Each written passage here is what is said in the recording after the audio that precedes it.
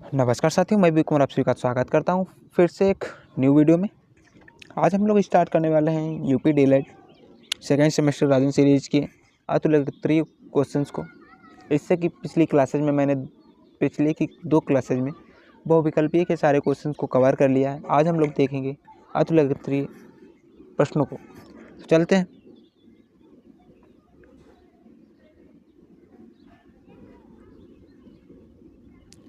आज का हमारा पहला क्वेश्चन है, न्यूटन की खोज किस वैज्ञानिक ने की थी? जो कि हमारा 2022 में पूछा हुआ क्वेश्चन है, बहुत ही इंपॉर्टेंट क्वेश्चन है। तो इसका जो राइट आंसर हो जाएगा वो हो जाएगा ऑप्शन जेम्स चैडविक ने। अगला क्वेश्चन है, जीवाणुओं से होने वाले रोगों के नाम बताइए। तो इसका जो राइट आंसर हो जाएगा वो हैजा और निमोनिया हो जाएगा। जीवाणुओं से होने वाले रोगों के नाम क्या है? हैजा और निमोनिया। न्यूटन की खोज किस वैज्ञानिक ने की थी? जेम्स चैडविक ने की थी।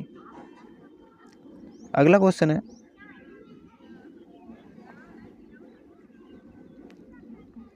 वनस्पति कोशिका एवं प्राणी कोशिका में 2 अंतर लिखिए। वनस्पति कोशिका, प्राणी कोशिका। वनस्पति कोशिका का फर्स्ट पॉइंट है, वनस्पति कोशिका में भित्ति पाई जाती है। वनस्पति कोशिका में क्या है? भित्ति पाई जाती है। और प्राणी कोशिका में क्या है? भित्ति नहीं पाई जाती। ठीक है। अगला पॉइंट है, इसमें क्लोरोप्लास्ट बहुत ही सामान्य होता है। प्राणी कोशिका में क्या होता है? इसमें क्लोरोप्लास्ट होता है, वो होता ही नहीं है। ठीक है। क्या पहला पॉइंट क्या है कि वनस्पति कोशिका में भित्ति पाई जाती है, प्राणी कोशिका में भित्ति नहीं पाई जाती है। अगला पॉइंट है कि इसमें क्लोरोप्लास्ट होता है वनस्पति कोशिका में, और प्राणी कोशिका में क्या होता है? क्लोरोप्लास्ट होता ही नहीं है। ठीक है। अगला क्वेश्चन देखेंगे हम,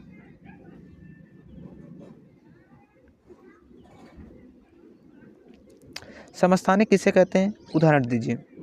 तो आइए समझते हैं समस्थानिक क्या होता है। 2022 में पूछा हुआ क्वेश्चन से, एक ही तत्व के भिन्न भिन्न परमाणु जिनकी परमाणु संख्या समान हो। एक ही तत्व के भिन्न भिन्न परमाणु जिनकी परमाणु संख्या समान हो लेकिन द्रव्यमान संख्या भिन्न भिन्न हो, उन्हें समस्थानिक कहते हैं। क्या है? एक ही तत्व के भिन्न भिन्न परमाणु जिनकी परमाणु संख्या समान हो, मतलब परमाणु संख्या तो समान हो लेकिन द्रव्यमान संख्या भिन्न भिन्न हो, उसे हम समस्थानिक कहते हैं। ठीक है। जैसे हाइड्रोजन के 3 आयन समस्थानिक, 3 समस्थानिक है, H1, 1H1, 1H2, 1H3। ये होती है हमें इसकी परमाणु संख्या और ये होती है द्रव्यमान संख्या। तो समस्थानिक क्या होता है? परमाणु संख्या समान हो लेकिन द्रव्यमान संख्या भिन्न भिन्न हो, समस्थानिक कहलाता है। ठीक है। अगला क्वेश्चन देखेंगे, कशेरुकी प्राणियों के उत्सर्जी अंगों के नाम लिखिए। कशेरुकी प्राणियों के उत्सर्जी अंगों के नाम लिखिए। कशेरुकी प्राणी में उत्सर्जन फेफड़ों, गुर्दों एवं त्वचा में किया जाता है।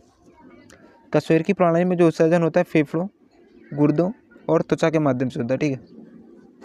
अगला क्वेश्चन है, कार्य किसे कहते हैं? इसकी इकाई लिखिए। कार्य क्या होता है समझते हैं। जब किसी वस्तु पर 1 न्यूटन का बल लगाने पर वस्तु में बल की दिशा में 1 मीटर का विस्थापन हो जाए तो उसे हम कार्य कहते हैं। कार्य का जो इकाई मात्रक होता है वो क्या होता है? जूल होता है। ठीक है। ये हम किस पद्धति में है, क्या समझे कि जब किसी वस्तु पर 1 न्यूटन बल लगाया जाए और उस बल की दिशा में 1 मीटर का विस्थापन हो तो कार्य कहलाता है। ठीक है। कार्य का मात्रक जूल हो गया। अगला क्वेश्चन है, उत्तोलक कितने प्रकार के होते हैं? उत्तोलक 3 प्रकार के होते हैं, प्रथम, द्वितीय और तृतीय उत्तोलक होते हैं। ठीक है। अगला क्वेश्चन हमारा, विटामिन को कितने प्रकारों में बांटा जा सकता है? विटामिन को 6 प्रकारों में बांटा जा सकता है। Vitamin A, vitamin C, vitamin E, vitamin B, vitamin D और विटामिन डी के। ठीक है।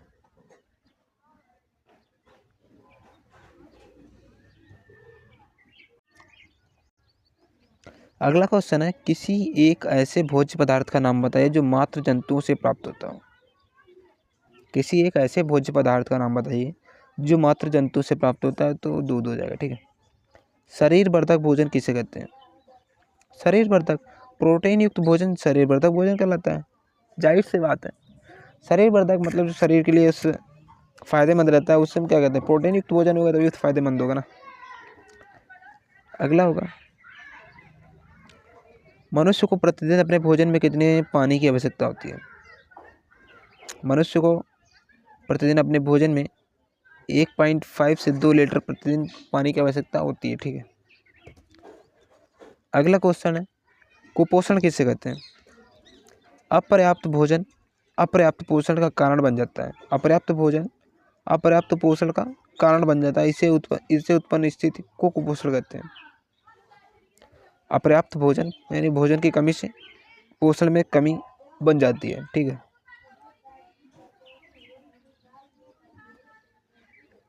घेंघा नामक रोग किस पौष्टिक तत्व की कमी से होता है? घेंघा नामक जो रोग होता है वो आयोडीन की कमी से होता है। ठीक है। भोजन के परीक्षण की कौन कौन सी विधियां हैं? भोजन के परीक्षण की प्रमुख विधियां निम्नलिखित हैं। अंतराल से उबालना और ठंडा करना, सुखाना, अचार तैयार करना, डिब्बाबंदी करनी, ठंडा करना और रसायनों द्वारा। ठीक है। कुछ प्रमुख संक्रामक रोगों के नाम बताइए। प्रमुख संक्रामक रोग निम्नलिखित हैं। हैजा, टीबी, खसरा, टाइफाइड, डिप्थीरिया, पेचिस, सुजाक, पीलिया, फ्लैग, चेचक, कुकर खांसी, टिटनेस आदि हमारे संक्रामक रोग हैं। ठीक है।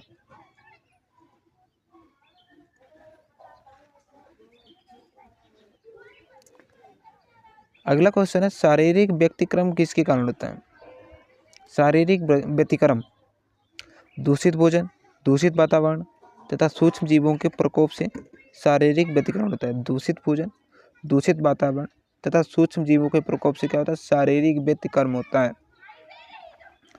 अगला का क्वेश्चन क्या है, संक्रामक रोग किसे कहते हैं?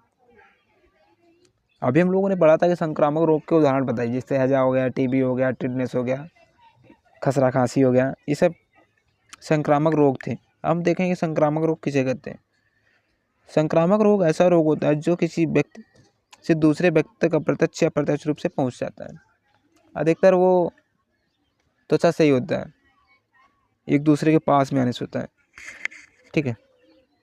संक्रामक रोग एक ऐसा रोग होता है जो किसी एक व्यक्ति से दूसरे व्यक्ति तक प्रत्यक्ष या अप्रत्यक्ष रूप से पहुंच जाता है।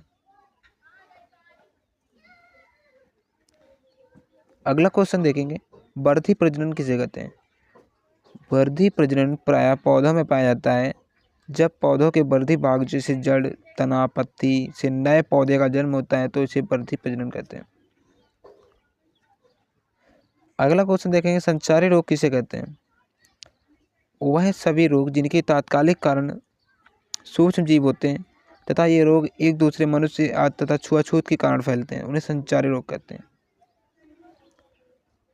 वह सभी रोग जिसके तात्कालिक कारक सूक्ष्म जीव होते हैं तथा ये रोग एक दूसरे मनुष्य तथा छुआछूत के कारण फैलते हैं, उन्हें संचारी रोग कहते हैं। ठीक है।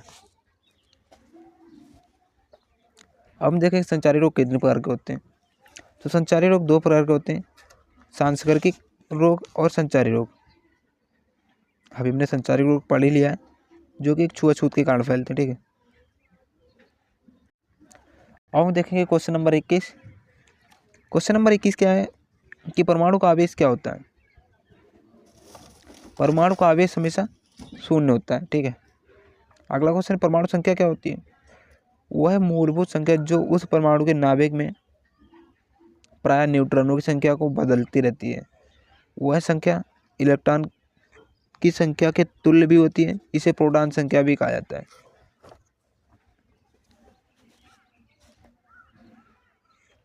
अगला क्वेश्चन देखेंगे कि परमाणु भार किसे कहते हैं? इसे ज्ञात करने का सूत्र भी बताओ। ठीक है। तो आजकल इसे अपेक्षिक परमाणु द्रव्यमान भी कहते हैं। परमाणु संख्या को क्या कहते हैं? अपेक्षिक परमाणु द्रव्यमान भी कहते हैं। इसका फार्मूला क्या है? परमाणु भार इक्वल होता है तत्व के प्रत्येक परमाणु का औसत भार बटे C12 परमाणु का भार।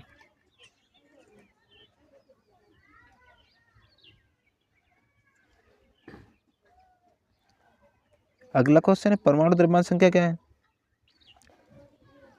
परमाणुओं के द्रव्यमान को बदलने वाला एकक C12 परमाणु के 1/12 हिस्सा अर्थात 1.66033 × 10⁻27 किलोग्राम के तुल्य है।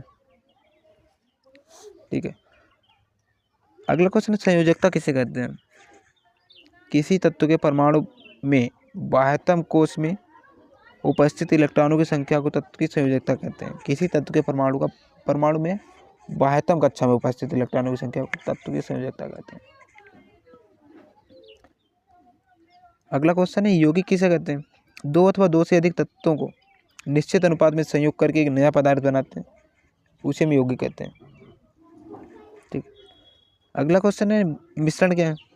दो या दो से अधिक पदार्थ अनिश्चित अनुपात में मिलकर एक मिश्रण बनाते हैं, जैसे सिरका हो गया, पीतल हो गया आदि।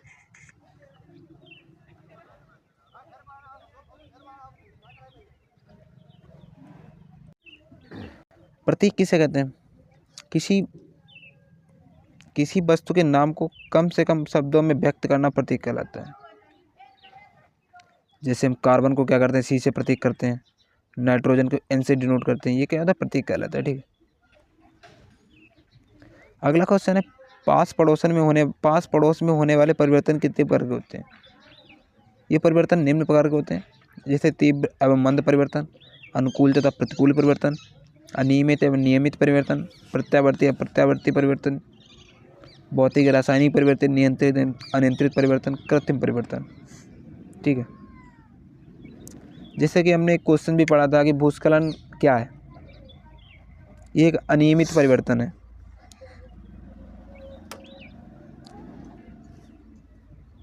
अगला क्वेश्चन है मिट्टी पलट हल किस प्रकार का कोड काटता है? मिट्टी पलट हल जो किस प्रकार का कोड काटता है, ये आयताकार काटता है। अगला क्वेश्चन है ईंधन को परिभाषित कीजिए। ईंधन क्या है? ईंधन एक ज्वलनशील पदार्थ है जिसका उपयोग ऊष्मा प्राप्त करने हेतु किया जाता है। इसकी तीन अवस्थाएं होती हैं, ठोस, द्रव, गैस। तो दोस्तों आज की वीडियो कैसी लगी? वीडियो अच्छी लगी तो हमारे वीडियो को लाइक, शेयर और चैनल को सब्सक्राइब करें एंड कमेंट बॉक्स में अपनी राय अवश्य दें। Thank you for watching. मिलते हैं नेक्स्ट वीडियो में, तब तक के लिए टेक केयर, बाय बाय।